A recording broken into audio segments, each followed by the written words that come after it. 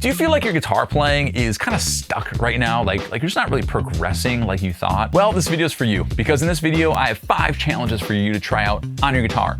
Each challenge focuses on a different element of guitar playing, and the idea is that by the end of these challenges, after you go through them all, you'll have a good idea of what you need to work on. So let's get into challenge number 1. Okay, challenge number 1 is strumming. Now I'm gonna play a strumming pattern for you. This might be easier for you, this might be challenging for you. Just do the best you can to follow along. I'm gonna play an E major chord. If you don't yet know how to play an E major chord, you could just mute the strings and, just kind of focus on the strumming part of it and not the chord part. But this is it at a medium tempo. 1, 2, 3, 4.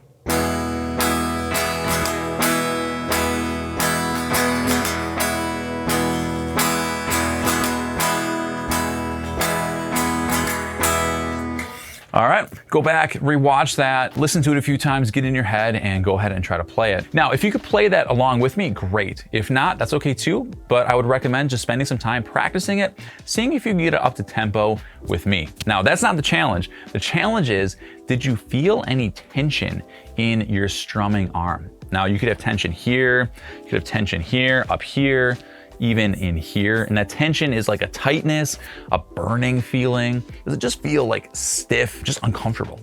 Now, the way that I'm strumming, I could play this essentially all day without any discomfort. And so the question is, could you play that all day without any discomfort? Or is the thought of playing it for 5 minutes seem like it'd be a nightmare because your forearm or your bicep is already on fire? And if that's the case, then we need to go in and figure out how we can relieve that tension. There's a lot of different ways to strum strings. I'm not really gonna tell you exactly what to do, but what I would recommend is, if you're not already doing it, allow some freedom in your wrist. If you're strumming and your strumming kind of is coming all from your elbow and your wrist is more or less locked in place, sometimes that could bring in a little bit of additional tension. That's actually really challenging for me to strum like that. It's a little bit little rigid. If you'll notice when I'm doing it, my hand has this bounce to it, and I'm basically bouncing 8th notes. Watch it again. 1, 2, 3, 4. 1, 2, 3, 4. I'm trying to count and exaggerate the bounce, but I'm kind of like bouncing the whole time, feeling the beat. If you're feeling a lot of tension, a lot of burning, just see if you can kind of let your arm have a little bit more flop to it. If you look here, my wrist is kind of doing this sort of thing.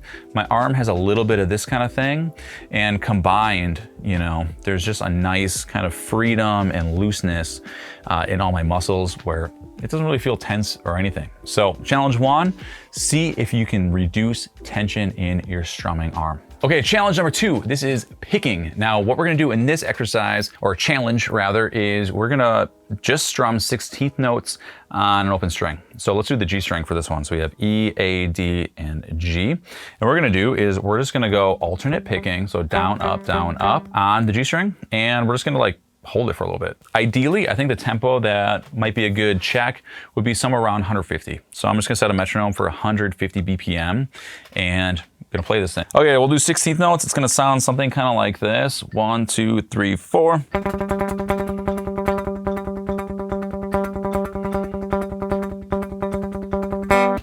Okay, something like that. And if you've never done if you've never worked like 16 notes just on a single note, it can sometimes be rather humbling, at least for me. I'm like, it's actually more of a challenge than I would have thought. Okay, so for this challenge, all I really want to focus on is, how did that feel? Did it seem like that was really easy to do? Like really comfortable? You were really precise? Or was it tough? Was that really challenging? Was it hard to really be precise? Now, you can choose a slower tempo if you need to. You could choose a faster tempo if you want to as well. That doesn't really matter. What I want to try to do is I want to focus on our picking efficiency. Now, what I want to challenge you to do is not really do anything different about your picking other than just shorten the movements. Okay, if you're having trouble with this, it could be because you're moving the pick too much, or your hand is moving too much in either direction, or it's kind of coming out as you're doing this. Just see if you can focus on just the smallest motions possible. So the pick just goes a little bit past the string on the down, a little bit past it on the up, and your hand isn't like pulling away. Your hand is basically staying on the same plane, and you're just kind of doing this sort of thing. just work on that if that is a challenge for you. Feel free to slow the tempo way down and just focus on really small movements at first. And then gradually, as you get better at it, you know, start speeding it up more and more and more. We also want to be mindful of tension. There, again, like the strumming, this should feel pretty much like a strum, just in a very more like miniature way. We want to kind of keep that wrist loose. I mean, you could do it all from the arm, but that's fine. But if you're noticing tension kind of in this area, then you want to allow that wrist to be able to move and to carry a lot of the motion there. Okay, challenge number 3 is gonna be chord changes. Do you have like a big gap between chords whenever you change chords? Let's just choose E to A, for instance. Okay, so if I do a simple strum, let's just do 4 strums on E, and I'll do 4 strums on A, and then I'll go back to E. So 1, 2, ready, go, 1.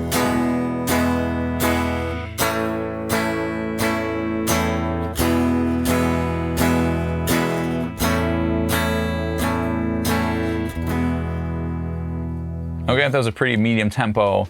And as you can hear, the chords changed on the beats. I want you to try that. And if you notice that, and you don't have to use E and A, you can use other chords as needed, but if you notice that there's a big gap, 2, 3,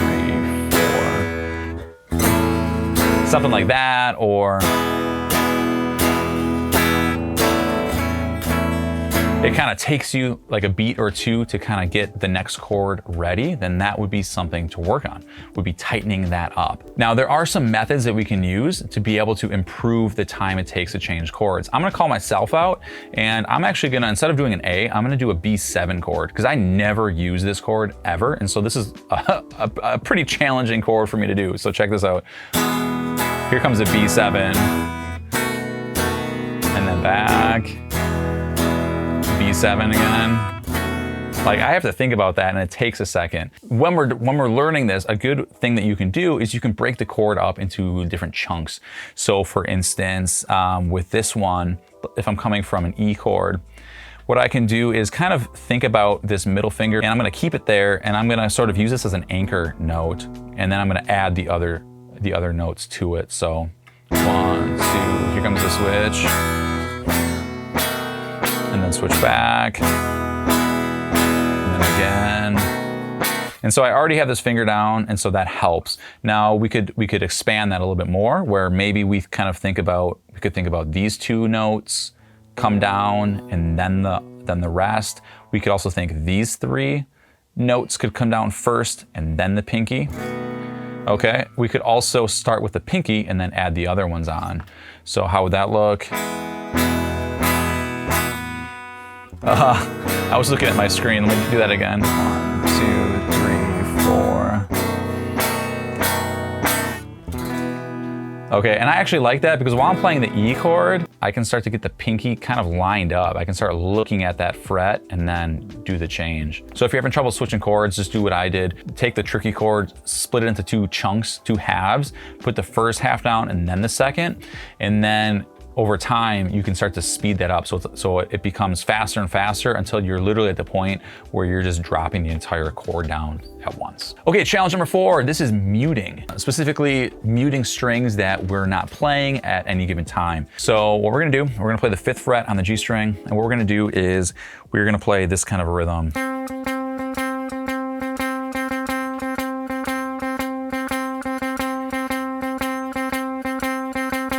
Okay, but we're not gonna play it so particularly. What we're gonna do is kind of do this funky percussive thing where we just smack like basically all the strings. And so it's gonna sound like this.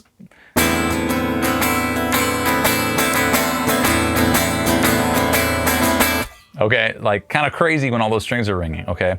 So how are we gonna do this? How are we gonna hit all these strings and only hear one note? Like, how do we do that? So the first thing I want to talk about is the left hand. And so what I'm doing here is I'm fretting that 5th fret on the G string. And what I'm doing is I'm letting my thumb come over the neck and wrap around, and I can gently grab the E string. And if you can grab the A string as well. My hand, instead of being like like this, I kind of do more like this. So I kind of let my wrist bend and my thumb comes around. And so I have more of this kind of a shape. And so I can mute those strings. And then what I'm also doing, as I do this shape, as my thumb comes over, these fingers can then sort of drape, they kind of come down and they can gently lay across the B and the E string.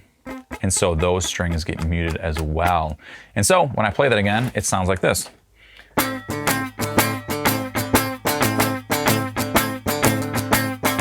Okay, not perfect yet, but it's definitely a lot better than that.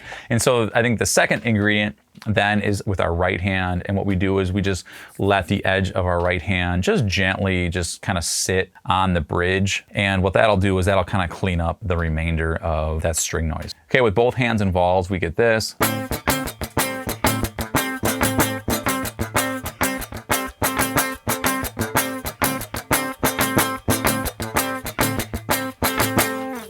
See that? That's like pretty crazy, right? So if that was a challenge for you, spend some time with that. You don't have to work on both hands at once, just focus on one of them. And this brings us to the last challenge, which is rhythm. Now, rhythm has been a part of all of these challenges so far. And so if you find yourself struggling to kind of like stay on beat or to follow the groove and you spend a decent amount of time practicing these things, but it still just isn't coming together, then rhythm might be something that you need to focus on. Now, I have a little exercise for you, a little drill that you can do just to kind of get started with improving your rhythm. Let's just strum along together. I'm just gonna grab the strings. We're not gonna play anything. We're just gonna play just some dead strings.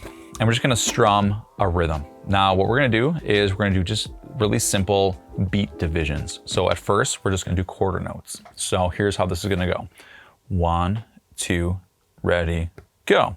Strum, 2, 3, 4, 1, 2, 3, 4, 1, 2, 3. One more time. 1, 2, 3, 4.